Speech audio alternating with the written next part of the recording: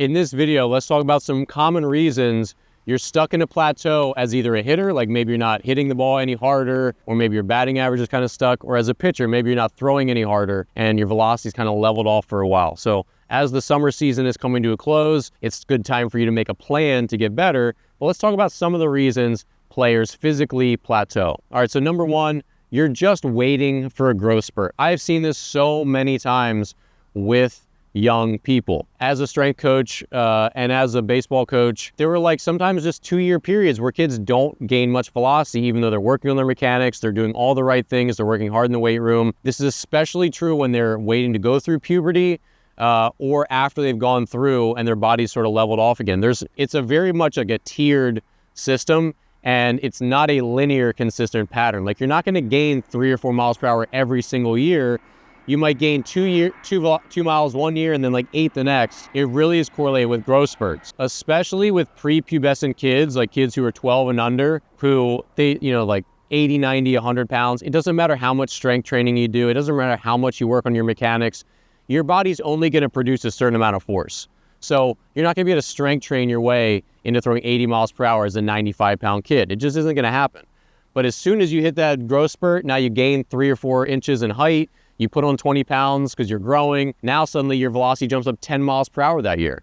So keep in mind that if you've hit a plateau, look at your growth, your growth timeline. Are you due for a growth spurt? Are you maybe a year or two away? Are you in just like a growth plateau? If so, that's one of the biggest reasons that your physical skills will also slow down. But remember, this is temporary, so stay the course, keep training hard, and just wait it out because it will change. Number 2, the weight room. So depending on where you are in your growth timeline, the weight room is a major source of bat speed, pitching velocity, and sprint speed. So if you're not in the weight room, you should probably get in the weight room. Again, make sure you're on a good program with a strength coach or personal trainer who can guide you and teach you proper form and safe weight room habits. But many players' bodies just kind of get tapped out, where if they're not doing strength training yet, that strength training is the next big unlock. So consider finding a good qualified program with a good coach in your area if you're not doing that already. Number 3, you're not eating enough healthy calories to support muscle growth and size growth. I've seen this time and time again where kids they're not packing enough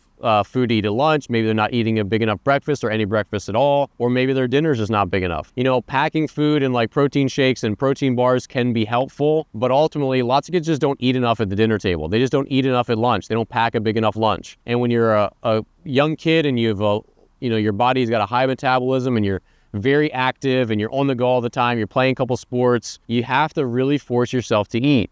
So without getting into nutrition and all that stuff, and I don't want to really talk about supplements, I have some great videos I'll link to them below about healthy, safe supplements, because you need to do that research yourself and consult your doctor or a nutritionist. If your calories are too low to support muscle growth, you're not going to get bigger, even if you're working hard in the weight room. Do a calorie, there's like calorie calculators everywhere, and plenty of them will say, hey, if you want to gain weight, if this is how much you're eating, this is how much you need to eat, or this is your height, your weight, your body mass, these are how many calories you need to eat to lose weight or to gain weight or whatever your goal is. There's plenty of calculators like that on the web. And then make a plan and then stick to it. But this often just means more work. You gotta pack more lunches, pack bigger lunches. You gotta make more food for dinner. You gotta get up a little earlier and eat a good breakfast. Those things are important to breaking through plateaus. Number 4, you might be in a plateau if your mechanics just aren't good enough. I mean, look, it's not the case that if you're like a bodybuilder size that you're just gonna throw 95 miles per hour. We all know that's not true. But if you have really good mechanics, being bigger and stronger helps you throw harder. Now,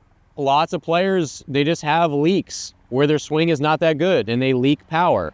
Same with pitching mechanics. So if you want to throw harder, you have to up your quality of drills, do dry drills at home in a mirror, go do a couple pitching lessons, get drills from your pitching coach, say, what do I need to work on? Go home and work on it. When I was in college, I went home to my dorm room and then my off-campus apartment every day, and I did pitching drills in the mirror. I didn't have complex stuff. There wasn't much info. I didn't have these crazy drills, but I was just doing my windup in the mirror a lot of times, just trying to be as consistent and repeatable as I could. Because I figured if I did an extra 1,000 dry pitches in the mirror, it was going to be better than 0, wasn't it?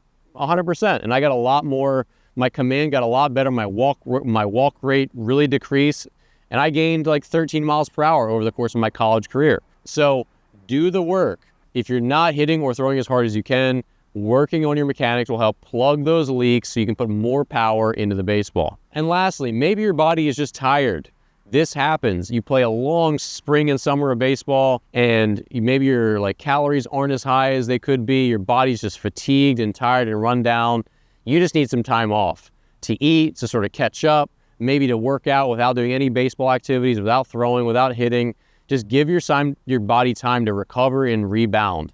That is a real thing, especially for someone who, once I got into pro ball, those seasons are 140 games. They're so long.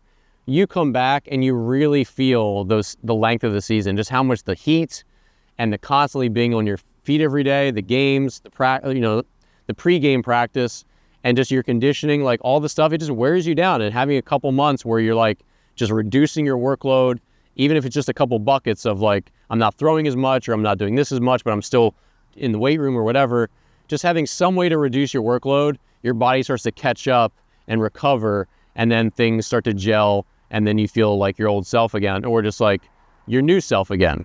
So hopefully this video was helpful. If you've hit a plateau, there are a number of ways to break through it. Just be sure you're training smart, you make a plan, and stick to it, all right? Thanks so much for watching. Be sure to subscribe if you haven't yet. Check out my books and courses in the description below, and I'll see you here in the next video.